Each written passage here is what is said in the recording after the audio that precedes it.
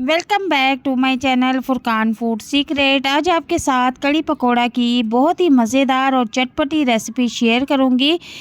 इसको मैंने बहुत ही आसान तरीके के साथ रेडी किया है कि अगर आप इसे पहली बार बनाने जा रहे हैं तो ये बहुत ही आसानी के साथ बनकर रेडी हो जाती है और इसकी कुछ सीक्रेट टिप्स भी आपके साथ शेयर करूँगी। तो चलते हैं रेसिपी की तरफ, स्टार्ट करते हैं। बिस्मिल्लाहिर्रहमानिर्रहीम। अस्सलाम वालेकुम। सबसे पहले हम कड़ी बनाने के लिए लस्सी रेडी कर लेंगे। तो यहाँ पर मैंने तकरीबन आधा किलो दही ले लिया है और इसको किसी बड़े बर्तन में निकाल लेंगे।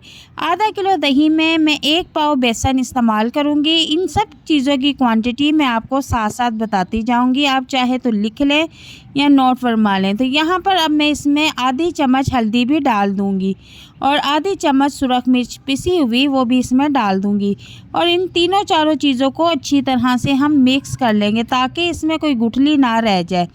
अच्छी तरह से मिक्स करने के बाद अब मैं इसमें थोड़ा थोड़ा करके पानी डालना शुरू कर दूंगी। एकदम से हम सारा पानी इसमें नहीं डालेंगे, थोड़ा थोड़ा पानी शामिल करते जाएंगे और बीटर से हिलाते जाएंगे।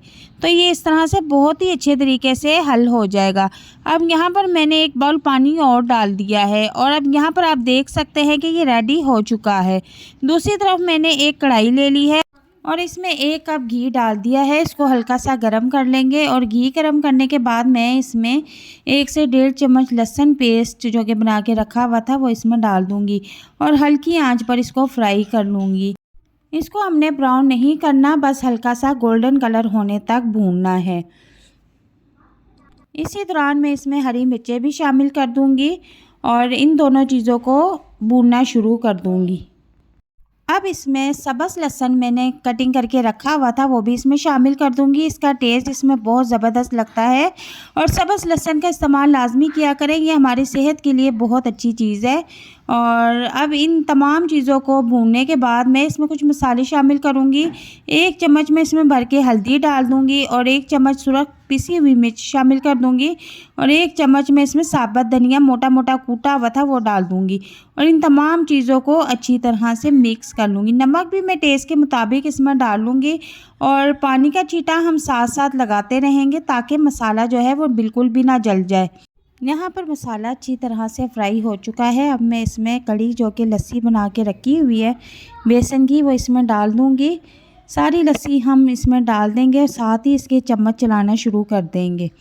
तो यहाँ पर एक बार हमने चूल्हे का फ्लेम फुल करना है ताकि इसको बॉयल आ जाए और जैसे ही इसको बॉयल आ जाए तो हम चूल्हे का फ्लेम बिल्कुल हल्का कर देंगे और लो फ्लेम पे इसको पकने के लिए छोड़ देंगे। तकरीबन 45 मिनट हो चुके हैं इसको पकते हुए, काफ़ी गाढ़ी हो चुकी है। इसको मज़ीद पकने देंगे जब तक हम दूसरी तरफ पकोड़े का सामान रेडी कर लेते हैं। यहाँ पर मैंने 1 पाव बेसन लिया है और उसमें तकरीबन हरा धनिया धो के मैंने कटिंग करके रखा था वो डाल देंगे।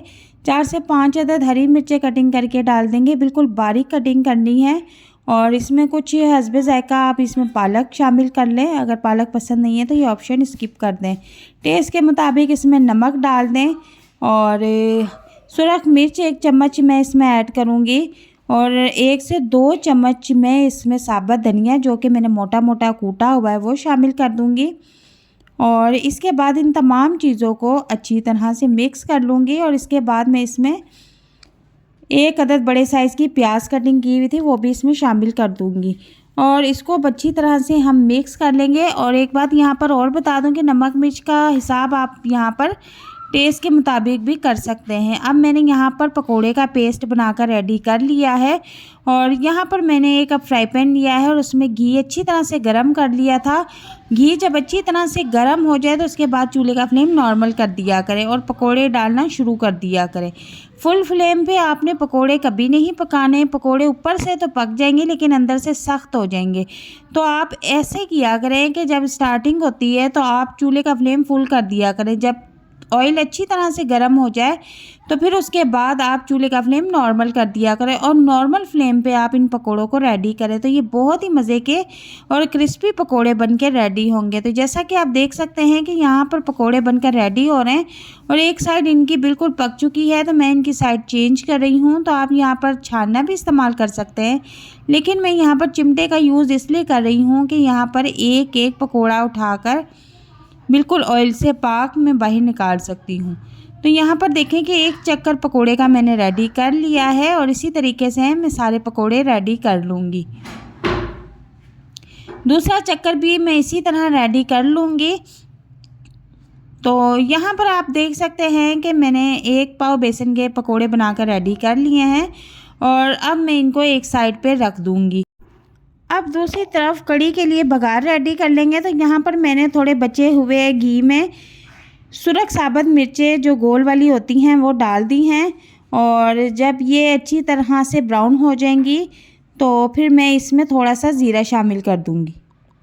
ज़ीरा डालने के बाद इसको फ़ौरन से चूल्हे का फ्लेम ऑफ़ कर देंगे, चूल्हे से उतार लेंगे।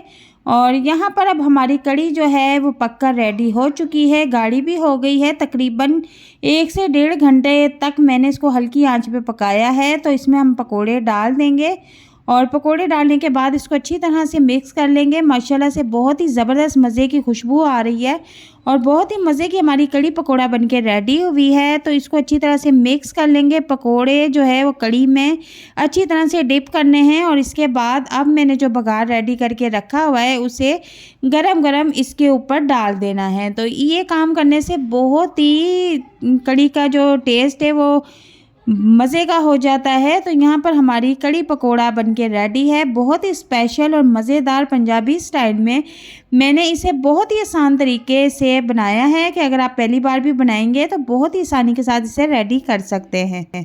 उम्मीद करती हूँ कि आज की ये रेसिपी आपको बहुत पसंद आई होगी। तो रेसिपी पसंद आती है तो मुझे कमेंट बॉक्स में लाजमी बताया करें और चैनल पर नए हैं तो काइंडली चैनल को लाजमी सब्सक्राइब कर दें।